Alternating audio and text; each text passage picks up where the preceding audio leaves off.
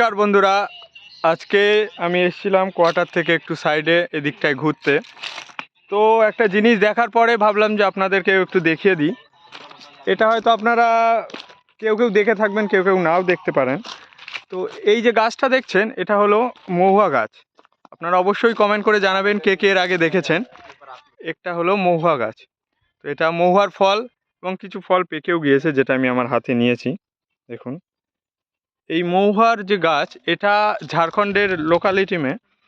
এখানে এদের এটা একটা অন্যতম বড় ব্যবসা বলতে পারেন। সবাই কি করে, এই মহুয়ার ফল কুড়িয়ে নিয়ে এটা দিয়ে মহুয়া বানায় এবং এখানকার স্থানীয় লোকেরা এটাই খুব আনন্দ করে খায়।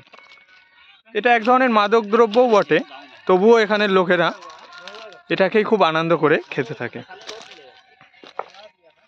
তো আপনারা অবশ্যই কমেন্ট করবেন কে কে এর আগে মহুয়া গাছ দেখেছেন।